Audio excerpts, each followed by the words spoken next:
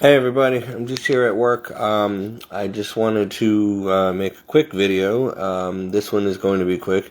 I just want you guys again to understand that I am not a prophet, not that I'm aware of, and my videos and all the videos I post from YouTube and stuff are things that I find to be true. A lot of these things end up happening. Like a lot of these whoever makes these videos, they were right about the Tunguska, the Tonga volcano. They were right about the Canary Island volcano. They were right about the war with Russia. They were right about the pandemic. They were right about a lot of stuff. So even though they might not be fully approved or approved at all by the church, magisterian, they are accurate. So I think that we all need to be as prepared as possible in our lives for whatever comes down the pike. And so therefore my page is just to try to keep people on par or abreast to what I know and what I've been finding myself. And I just relay the messages, or I put the videos out there for you guys to watch as well. I don't think we could ever be over prepared. We can't pray too much, and we can't draw too close to Christ. So again, I just want to remind you all that that's what my page is for. It's not to be a false prophet or doomsday, whatever. No, it's just to keep you aware of what's going on and circulating out there in the world of prophetic. And there are a lot of false prophecies and false prophets out there. You got to be careful, but it doesn't hurt to know what's going on and what's coming down the pike, and to draw closer to Christ. And if these things do anything, these videos, they should be to help us, to encourage us to draw closer to Christ and take our Christian life and walk with Christ more seriously than ever before. That's it. They're not supposed to be gloom and doom or fear-mongering or, all that stuff. So, and I am not a prophet. I've never claimed to be. I've always been told by my spiritual directors that I have gifts and that I'm charismatic and that I am an evangelist, but I don't ever dare take on a title of a self-proclaimed prophet, because Jesus will spit me out of his mouth real fast into hell. So, I don't know, and this doesn't matter, I guess. I just, want to make sure that I keep people up to date with world events, scientific events, astronomical events, weather events, stuff that's all going on in the world, because I think a lot of us get too comfortable in our own little part of the world out here, and we forget that there's a whole world out there and that there's people fighting for their lives or starving or going through bad weather or earthquakes or whatever in different continents, and it doesn't affect us right now here, so we don't care or we don't pay attention. But these things are the world's a circle. So sooner or later, it's going to be on our doorstep. And so, we have time to prepare. Jesus gives us time to prepare for judgment, time to prepare for heaven, time to prepare for the tribulation and stuff. So that's what these videos are supposed to inspire you to do. Take your faith seriously. Always be ready to meet your Maker. You never know when you're going to die. Hopefully we all live nice, fruitful, long lives. Hopefully Jesus gives us another 1,000 years, but it's not looking that way. So, and I know that you and I will not live 1,000 years. So I'm already 42. If I make it to 70, I'm blessed. So I'm trying to figure out what God's divine will, plan, and purpose is for my life, and to fulfill it, okay? And there's so much. See, here's the thing, and I gotta say this, and I'm gonna get going. Hi, Leslie. Being Christian is a very busy lifestyle. You're always busy praying, searching for God, obeying Him, helping others, praying for others, becoming holy, getting rid of sin and vice, and growing stronger. I mean, it's an everyday, all day long thing. So it's it takes up so much of your time that you can't be in the world and in the kingdom at the same time. You have to choose.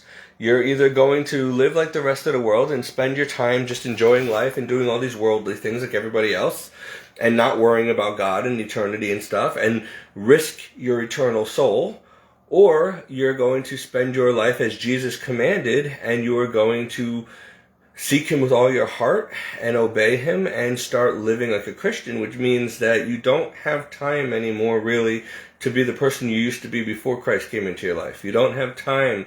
None of that matters anymore. That's what being born again is all about. You don't have time to sleep around if you used to do that, or do drugs or drink if you used to do that, or be gay if you used to do that, or whatever. You don't have time. You have now got to learn what God wants and how he commands you to live, and then start training yourself to live that way.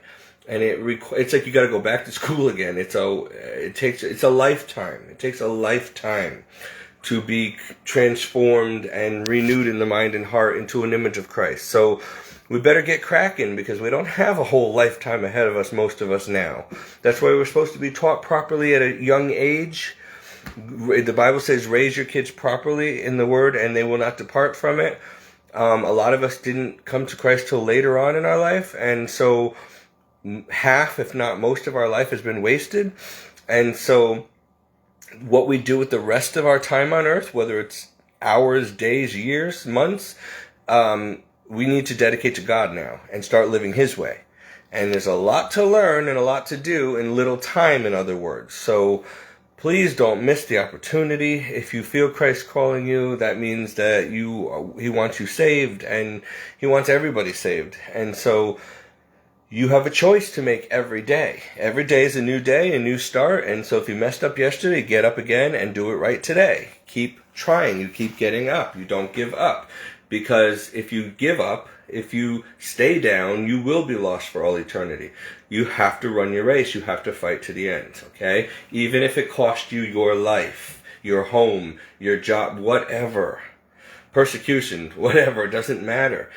Jesus said that's what would happen. It's the road to the cross. So Christians, you have to understand that Christians are not better than anybody else necessarily. They are human beings, but they've made a choice to follow Christ and not the world.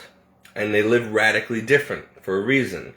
And Christians are now in the world, but they're no longer of the world or like the world. So it's almost like Christians are aliens. We don't belong down here anymore. This is not our world, our kingdom. We are just here for the journey, but this is not our destination, and we don't belong here anymore. Our world, our kingdom's in heaven. So we're just traveling through. So don't get too comfortable down here. If God blesses you with a nice car and a house right now, he may take it away in a couple years. Just be thankful, and don't get attached to too much. Don't get attached to people, places, and things more than you are attached to God. God must be your first priority. You must love and obey him first. Be attached to him more than your child, more than yourself, more than your husband or wife, more than your home or your career or your prestige or your car or your sin. God must be everything to you. And you live for him, and then you live for neighbor, and you come last. You come last as a Christian. So, and when you do this right, you are so busy. Even if you're a lay person, even if you're a person out here in the world, you're not a religious, you are so busy being a Christian that you don't have time for sin and worldly stuff that much. You get a fun once in a while, but you don't have time really to waste. And there's too many things that God requires of you, and there's too many things that your neighbor needs and the world needs, and you're the one who has to be Christ's eyes and ears and mouthpiece and hands to get things done, to bless people, to help people, to feed people. There's a lot of work.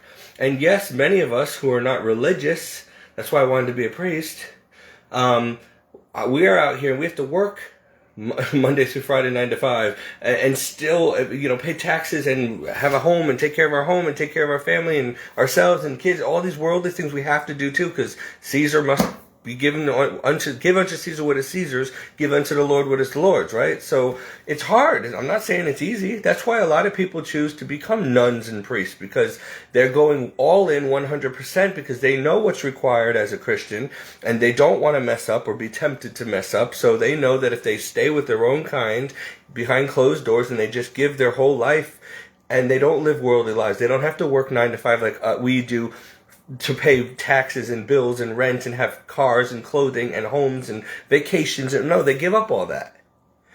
But they're not missing it. And instead they work to support their monasteries or their church, and anything they do, the money goes to that.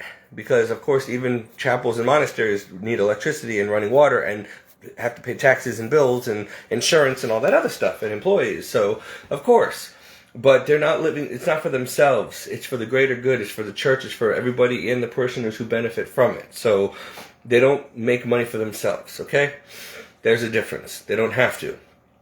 You and I have to make money for ourselves and others by living out here. So, there's a difference, okay?